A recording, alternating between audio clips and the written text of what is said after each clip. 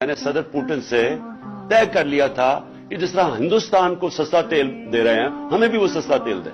یہاں واپس آئے تو یہاں جناب ہمارا آرمی چیف کہتا کہ نہیں کنڈیم کرو روس کو کیونکہ انہوں نے یوکرین میں انویڈ کر دیا. ہم نے ان کو سمجھا, اس کو میں نے بتایا کہ ہندوستان تو نہیں کنڈیم کرا, امریکہ کا وہ اسٹریٹجک ایلائی ہے, کوڈ کا ممبر ہے, وہ تو نہیں کنڈیم کر رہا, تو ہم کیوں, ہمیں نیوٹرل رہنا چاہیے جو ہندوستان رہ رہا. ہمارے آرمی چیف نے, آپ یہ سوچیں کہ خود ایک یعنی گریڈ 22 آفیسر نے بیٹھ کے ایک سیکیورٹی کا سیمینار تھا, اس نے خود کنڈیم کر دیا روس کو.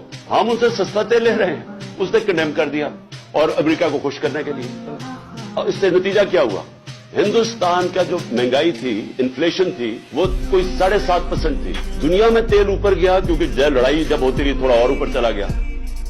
ہندوستان کی انفلیشن 7.5% سے 5.5% پہ آ گئی.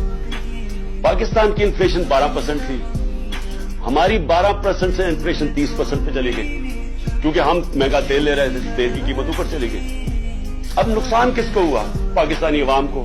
میں یہ کوئی اپنی ذات کے لیے نہیں کہہ رہا تھا, میں تو اپنے لوگوں کے لیے فیصلہ کیا تھا کہ ہمیں سب سے بنانی چاہیے. ہم کسی کی لڑائی میں کیوں پڑے؟ ہمیں انٹرسٹ اپنے لوگوں کا ہونا چاہیے. یہ انڈیپینڈنٹ فارن پالیسی ہوتی ہے.